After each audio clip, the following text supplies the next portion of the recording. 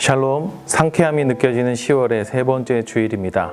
오늘 주일을 맞아 교회에 모여 함께 예배할 것을 기대하는 성도님들을 위해 주님께서 크신 은혜를 내려주시기를 소망합니다. 오늘 우리는 사무엘하 17장 1절부터 14절까지의 말씀을 묵상하게 됩니다.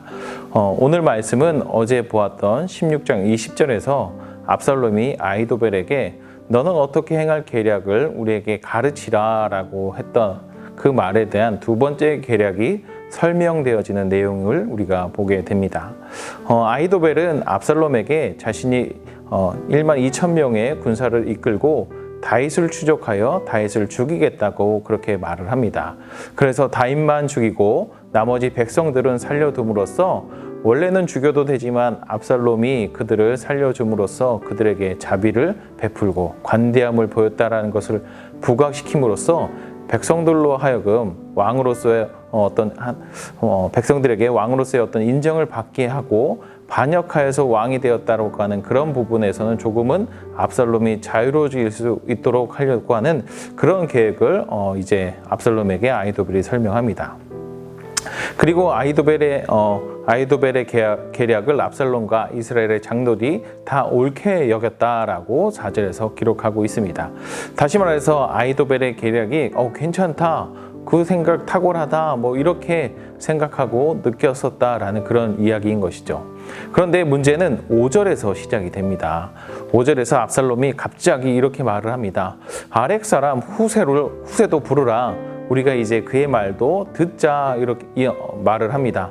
이 말은 아히도벨의 계획이 아주 좋은데, 그런데 다윗의 친구라고 불리는 후세는 다윗의 여러 면모와, 그러니까 자신의 아버지의 여러 면모와 자신의 아버지 다윗이 어떤 방식으로 또 어떤 방법으로 지금의 이 상황들을 대처하고 대비하고 있을까를 알 수 있을 테니까 그에게 이 계획에 대한 평가를 한번 들어보자라는 그런 의도를 가지고 부르자라고 했었던 것 같습니다. 그래서 압살롬의 부름을 받아 온 후세가 아히도벨의 이야기를 듣고 7절에서 이렇게 말을 합니다. 이번에는 아히도벨이 베푼 계략이 좋지 아니하니다 라고 말을 합니다. 이렇게 그러니까 어제 묵상 본문에서 다윗의 첩들과 동침하는 그 아히도벨의 계략은 나쁘지 않은 계략이었는데, 그런데 이 두 번째 지금 말하고 있는 이 계략은 좋지 않다라고 그렇게 말을 한 것이죠.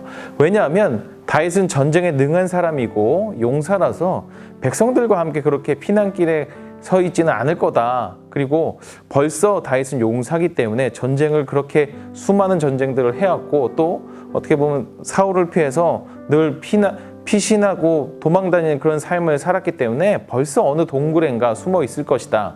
그래서 아히도벨의 계획대로 다윗만 죽이겠다고 갔다가는 다윗을 찾지도 못하고 오히려 다윗의 군사들에게 역습을 당할 수도 있다라고 그렇게 말을 한 것입니다. 그래서 역습을 당하면 아무리 아히도벨이 사자의 심장을 가진 자라고 하더라도 두려움에 빠질 수 있다라는 그런 이야기를 하고 있었던 것입니다. 그러면서 후세는 아히도벨과는 다른 전략을 말해주는데, 그 전략은 온 이스라엘에서 군대를 일으켜서 수많은 군사들로 하여금 다윗을 찾게 하고, 다윗뿐만 아니라 다윗이 숨을 수 있도록 도운 사람은 누구를 막론하고 다 죽여야 한다라고 하는 그런 계략을 이 압살롬에게 말을 합니다. 여러분들은 이 내용을 보실 때 아히도벨의 계략과 후세의 계략 중에서 누구의 계략이 더 좋은 것 같다라고 생각되십니까? 요즘 현대 군사 시스템은 선택과 집중을 하여서 피해를 최소화하려고 합니다. 적이든 아군이든 그 피해를 최소화해서 전쟁으로 인한 어떤 그 뒤에 감당해야 될 일들이 최소화하려고 그렇게 하는데요. 그래서 어쩌면 아히도벨과 비슷한 형식의 전쟁을 하는 것이 요즘 현대 군사 시스템인 것 같고요. 저도 그래서 아히도벨의 군사 작전이 더 효과적이고 효율적이다라고 보여지기도 합니다. 또 아히도벨이 먼저 군사들을 보내서 다윗을 찾게 한다고 한다면, 그래서 그곳에 다윗이 어디 숨어 있다라는 것을 파악한 다음에 공격을 한다면 충분히 승산이 있고 오히려 더 백성들로 하여금 압살롬을 인정받게 하는데 더 탁월한 방법이 될 수도 있기 때문에 그렇습니다. 그런데 후세는 전통적인 방식의 전쟁을 주장하였습니다. 그런데 후세는 이런 전쟁 방식을 말하면서도 아히도벨의 말을 한낱 인간의 조언을 말하는 것으로 그렇게 치부하면서 아히도벨의 말의 권위를 떨어뜨려 버립니다.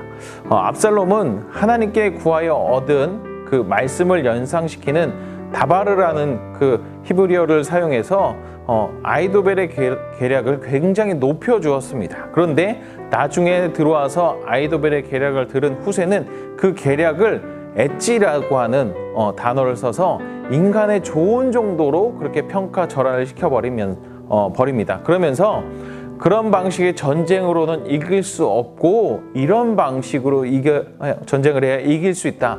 전통적인 방식으로 해야 전쟁을 이길 수 있다라는 그런 말을 했었던 것입니다. 후세가 이렇게 말했던 것은 다 이유가 있었죠. 다윗을 다시 도망갈 수 있도록 그 시간을 벌어주기 위해서 이렇게 했었던 것인데요. 그런데 후세가 아무런 생각 없이 이런 말을 했었던 것이 아니라 다윗에게 아히도벨의 계략을 무력화시키려는 그런 특명을 받고 적진에 들어와 있었기 때문에 압살롬이 어떤 사람이고 그 주변에 있는 사람들이 어떤 성향을 가지고 있었는지 면밀하게 파악을 하고 있었던 것입니다. 그래서 그 사람의 성향에 맞게 그들이 좋아할 만한 계략을 말하였던 것이고, 그리고 그 계략은 압살롬을 비롯한 장로들의 마음을 가져올 만큼 그들의 성향에 딱 맞는 그런 계략이었습니다. 그러면 압살롬은 왜 후세의 계략이 아히도벨의 계략보다 낫다라고 그렇게 말을 했을까요? 그들의 성향이 어떠했길래, 왜 압살롬의 성향은 어떠했길래 이 후세의 계략, 전통적인 방식에 모든 사람을 죽이자라고 하는 이 방식에 동의를 하고 그 방식이 더 낫다라고 했을까요? 그것은 압살롬은 아버지의 왕위를 이어받아 하나님의 백성 전체를 섬기기보다는 아버지를 죽이고 자기에게 순종하지 않은 백성들을 죽이고 백성들 위에 군림하고자 하는 그런 왕이 되고자 했었던 마음이 그 안에 가득했었기 때문입니다. 그리고 그런 마음을 따라 더 어리석어 보이는 후세의 계략을 선택하게 되었던 것이죠. 하지만 이것은 어쩌면 다윗이 후세를 만날 때 했던 아히도벨의 계략이 어리석게 해달라고 하는 기도에 하나님께서 응답하셨기 때문에 이렇게 됐다라고도, 이러한 선택을 하게 됐다라고도 볼 수도 있을 것입니다. 그런데 여기서 중요한 것은 압살롬이 자신 안에 가득한 악한 마음을 따라 후세의 계략을 선택했든지, 하나님께서 다윗의 기도에 응답하셔서 아히도벨의 좋은 계략이 후세의 계략보다 못한 어리석은 계략처럼 느껴지도록 하게 하셨는지, 그것이 중요한 것이 아니라 하나님께서 이 모든 일들을 통하여, 이런 모든 일들의 결과들을 합하여, 과정들을 합하여 하나님께서 하나님의 선하신 뜻을 이루어 가신다라는 것, 그것이 가장 중요할 것입니다.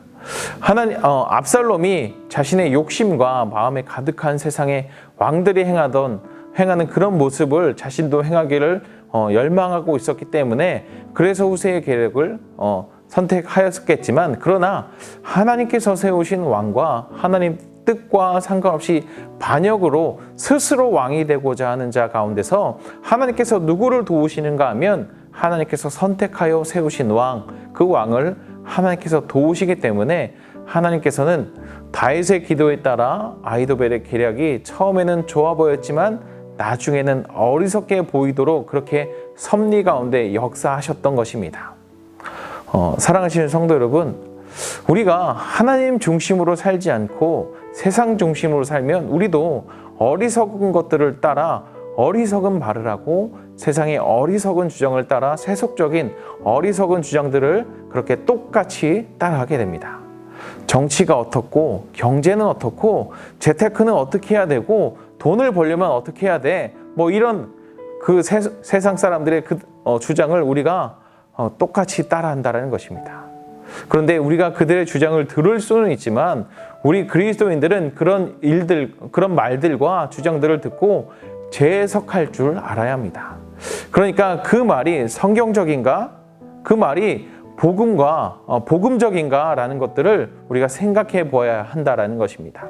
성경과 복음에서 동떨어진 그런 말들을 하는 것은 아닌가라는 생각을 하면서 그들의 말과 주장을 재해석하고 받아들일 수 있는 것은 받아들이고 성경에 속하지 않고 복음적이지 않은 내용들이 있다고 한다면 우리는 우리의 생각 속에서 그러한 내용들을 지워버려야 합니다. 그러면서 우리는 주님께서 우리에게 주신 삶 가운데서 역사하시는 그 하나님의 우리의 삶을 하나님께서 인도해 가시고 성경에서 벗어나지 않는 삶, 복음을 현재의 삶에서 살아낼 수 있는 우리가 될 수 있도록 주님께서 나의 삶을 인도해 주시옵소서라고 그렇게 기도해야 되는 것입니다. 우리가 그렇게 기도할 때 주님께서는 우리의 기도에 응답하셔서 우리가 성경과 복음에 합당한 삶을 살아가게 주님께서 우리의 삶을 인도하시고 이끌어 가실 것입니다. 사랑하시는 성도 여러분, 주일에 우리가 교회만 가면 되지라는 그런 생각에서 그래서 우리는 벗어나야 합니다. 그러한 생각에서 탈피해야 합니다. 그 생각에서 탈피하고 벗어날 때 우리는 주님께서 우리에게 당부하신 성경과 복음에 합당한 삶을 살아낼 수 있는 것입니다. 우리가 그 안에 주일에 한번 교회 가면 나 신앙생활 잘하는 거고 나 말씀대로 살 수 있고 예수님께서 말씀하신 대로 살아갈 수 있어 라고 한다면 그것은 굉장한 오판이고 오해입니다. 왜냐하면 우리가 일주일에 한 번, 1시간 하나님의 말씀을 듣는다고 우리가 세상에서 일주일 동안 수많은 수백 시간의 그 시간들을 보내면서 단 1시간의 하나님의 말씀을 듣는다고 해서 우리의 생각이 그렇게 바뀔 수 있다고 한다면 우리는 우리 자신을 너무나도 모르는 것입니다. 그리고 우리는 이 세상을 너무나도 만만하게 보는 것입니다. 사랑하시는 성도 여러분, 주일에 교회만 가면 되지라는 생각에서 우리는 벗어나서 주님께서 우리에게 당부하신 성경과 복음에 합당한 삶을 살아내기 위해서 더 성경도 읽고 더 성경을 공부하기 위해 애쓰고 또 새벽 기도회, 금요 겟세마네 기도회를 통해서 더 기도하는 우리가 되어야 할 것입니다.